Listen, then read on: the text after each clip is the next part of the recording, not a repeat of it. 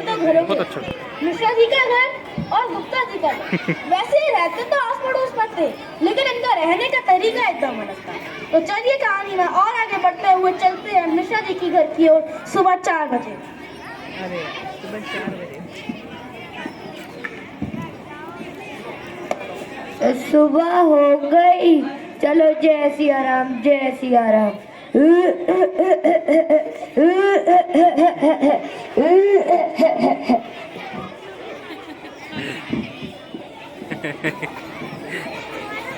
Foot गया टुकड़ा टुकड़िया acting में नंबर वाले। वही तो माइक में बोलना था उसको। तुझे आप इन्हें गांव क्यों छोड़ाते? वही देखता हूँ 2-3 दिनों में। एक तो मेरे को ऑफिस का काम भी तो इतना है।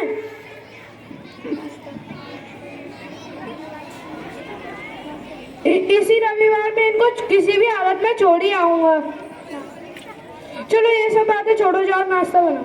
ठीक है। सुनो बहू, क्या हो गया?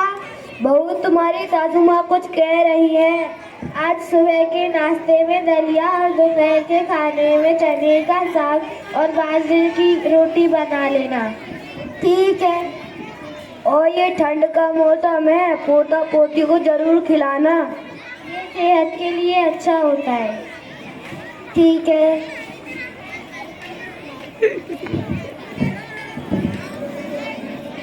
परेशान करके रख दिया है। वही तो जब देखो ये घर का ही खाना खाते रहते हैं।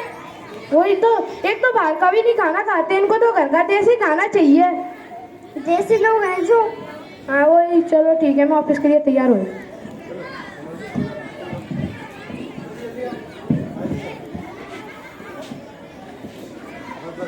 सुनो हिमांशु बेटा, अरे हिमांशु बेटा, अरे हिमांशु बेटा सुनो तो। अरे क्या है दादाजी? बेटा तेरे परसों से पेपर है, थोड़ी पढ़ाई कर ले। दादाजी मैं तो अपनी पढ़ाई कर लूंगा, अभी मैं सो रहा हूँ, आप अब जाओ।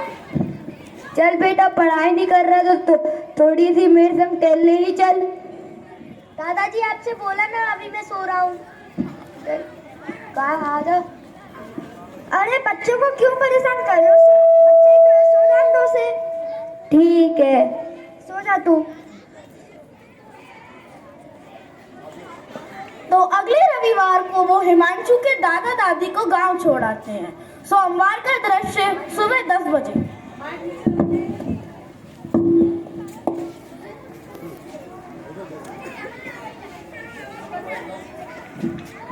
अरे सुनो, क्या? सुबह के 10 बज गए। अरे यार मेरे को तो ऑफिस के लिए भी तैयार होना था।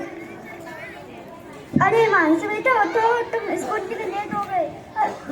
मम्मी आज छुट्टी कर लो स्कूल की। ठीक है, पर दोपहर के खाने में पिज्जा और बर्गर चाहिए। ठीक है।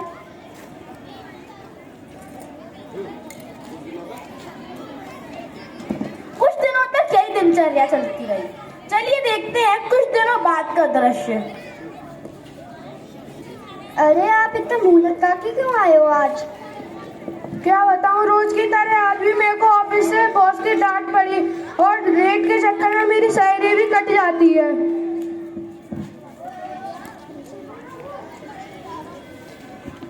पापा ये लो टेस्ट पेपर। क्या फेल हो गया? तू भी फेल हो गया? या तो नहीं, ये बीमार था। अब इसको क्या हो गया? इसे फूड पॉइजनिंग हो गई। डॉक्टर ने कहा था इसे बाहर का खाना नहीं खाना है और इसे घर का ही खाना खाना है, खासकर इसे चने के साग और बाजरे की रोटी, साथ में से वो धनिया भी खाना है। जब से मम्मी पापा गए हैं, जब से ऐसे सारे काम बेकार हो रहे हैं। मैं ऑफिस से भी मेरे को डांट पड़ रही है, ये भी फेल हो गया और इसका पेट दर्द भी हो रहा है। हाँ, तो वैसे ये तो था मिश्रा जी का घर।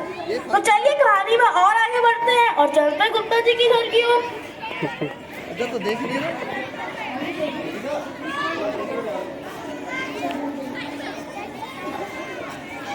बेटा जरा मुझे 1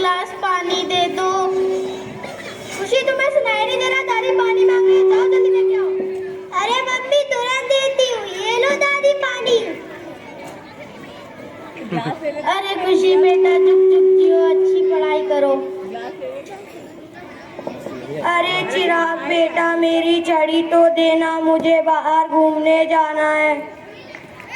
अरे चिराग भाई ने तुम्हें सुनाई नहीं दी कि दादाजी से मुझे छड़ी मांग रहे हैं? जाओ दे के आओ। ठीक है। अरे दादाजी आपकी छड़ी। झुक झुक जियो, अच्छा पढ़ो।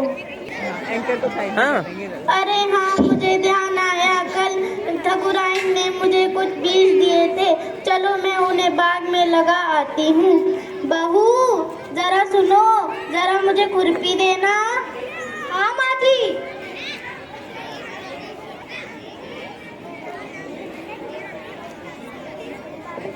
अरे हाँ।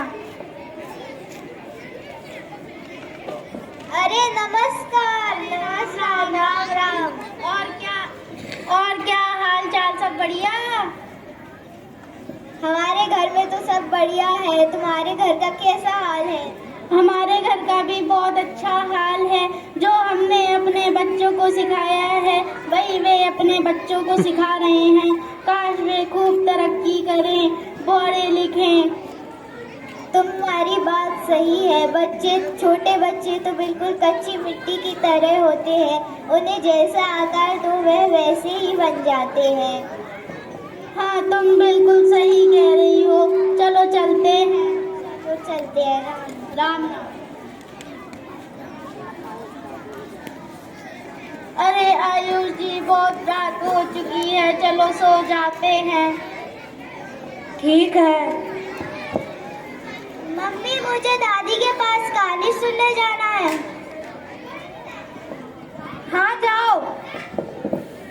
दादी, मुझे नींद नहीं आ रही, कहानी सुना दो। आओ मैं तुम्हें कहानी सुनाती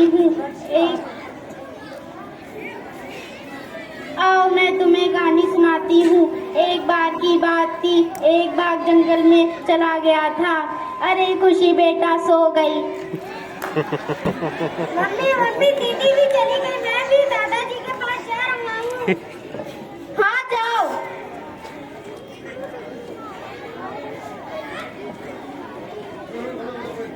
अरे बेटा, तुम यहाँ कैसे? दादाजी, मुझे ये वाला सवाल नहीं आ रहा था। इसमें 100 से भाग देना था और 3 से गुणा, तुम्हारा उत्तर आ जाएगा। धन्यवाद दादाजी। अरे आयुष जी, दोनों बच्चे तो सो चुके हैं, चलो अब हम भी सो जाते हैं। ठीक है।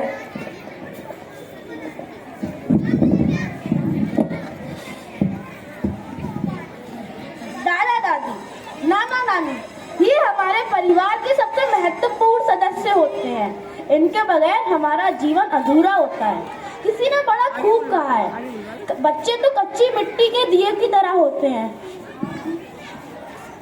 उनको जैसा आकार दो वैसे बन जाते हैं। दादा दादी और नाना नानी बच्चों को आकार देते हैं, उनको शिक्षा देते हैं, उनको संस्कार देते हैं।